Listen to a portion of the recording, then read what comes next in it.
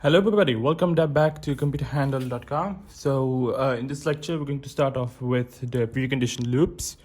And so we have two types of loops. We have a for loop, or you can say the count-based loop, and we have condition loops. Out of the condition loops, we've got two further subtypes, out of which one we call is precondition and postcondition. And the precondition is a loop in which we have the condition before the loop actually starts, and the postcondition is when the loop has a condition right after the loop. So in this case, it's preconditioned. And by the way, yes, I have been able to arrange some similar but this time different workable colors of markers. So let's get some started. So a preconditioned loop is definitely you having the condition before the loop actually starts. Now let's suppose this is the start of the loop and this is the end of the loop. Alright, so the way we write the preconditioned loop is while, and then comes the condition. All right, and after the condition, then we need to also denote to the computer that, oh yeah, the loop is going to end here. And like we had the next in a for loop, we also used to have the end if for the if statements and end case for the case statements. Here we'll have end while. And that is our preconditioned loop. Our condition is actually before the loop actually starts. Okay, so let's have a look at an example right now. So here's our example question. The question states to enter numbers. Well, just enter numbers, but till a -1 is entered. So the endpoint will be the -1. And then we'll have to output the sum. So I'll explain to you while we use the preconditioned loop right now. But let's get started on with the questions itself. So the variables we will going to be needing is, let's suppose we're going to have the number which the user will input, that be an integer. All right, this is just my rough notes, rough draft. Then we'll have the sum integer, and that will of course have the integer. Well, actually let that be integer as well. Okay, and let's actually modify the question to say integer numbers, so it gets easier. Okay, and the question doesn't state us to output the average. However, if it did, we should also have then a third variable by the name count. So we have to count the number of times the numbers have entered, and then we need to divide the sum by the count to get the average. But here it's not required. So now knowing the two variables we need, the two identifiers, and we're going to name it as num and sum. So I'm going to number down the lines like so. And then we're going to declare the two variables. So let that be num and comma sum as integer. All right, so the computer now knows that num and sum are integer. Okay, so we need to now output sum.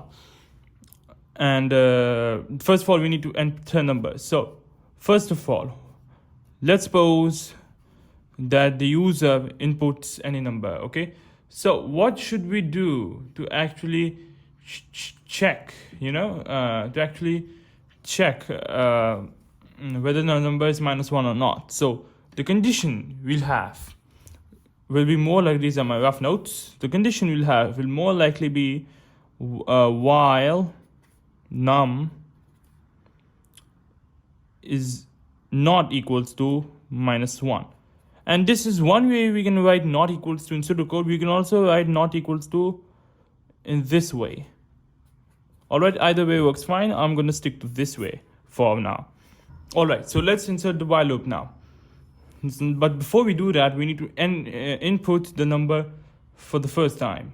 All right, and let that be, let's suppose, input num. All right, then we'll have the while statement. We'll say while sum, but actually while num is not equals to a -1. Okay, and then in space, and let's suppose we have an end while here. So now what we will do is we will now start on with the inputting nums, and we'll actually input that at the end, and I'll explain you why later. So because we have the num for now, what we'll do is we will just write, well, sum. All right, sum will be sum plus num, the old value of sum, which will be 0 initially, plus the num we'll input to get the new value of sum. Let's suppose num be 2, then value of sum will be 2. All right, that's quite basic and simple.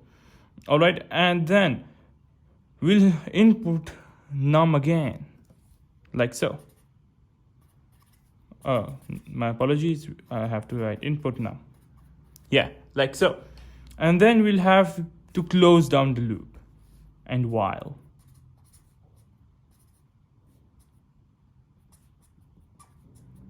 So let's exactly recap what's going on here. So we have a num, all right, which is for the first time being inputted outside the loop. So this line is going to run only one time. All right, and let's actually create a trace table for it, So we'll have the value of num, the value of sum, and of course we'll have output. All right, let it be like this. So for the first value, let's suppose we insert the value of num. Let's suppose be 2. The value of sum was initially 0, but will be plus the num to get the new value of sum, which will be 2. All right, the sum will be 2. And then it's going to input num again. Let's suppose the num this time be 4.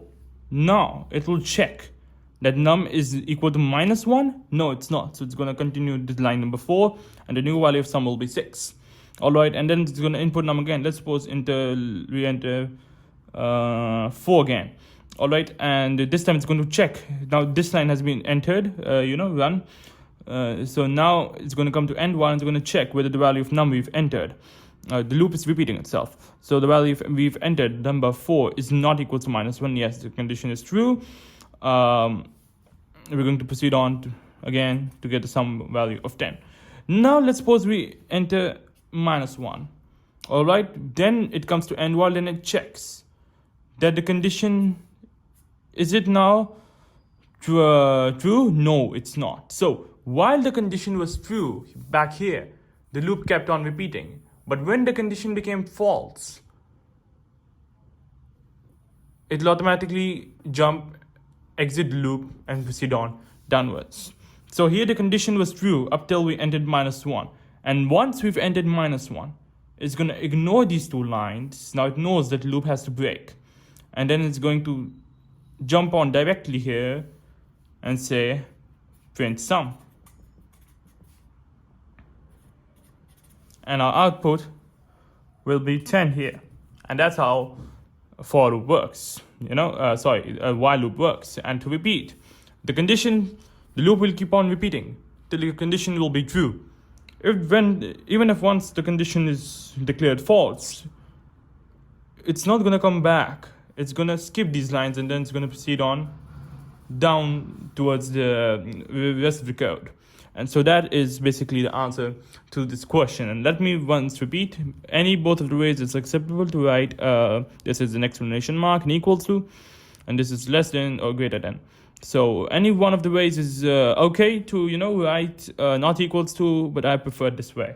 And so that's it for this lecture. Thank you very much for viewing this lecture at computerhandle.com. In the next lecture, we'll start off with the post-condition loops.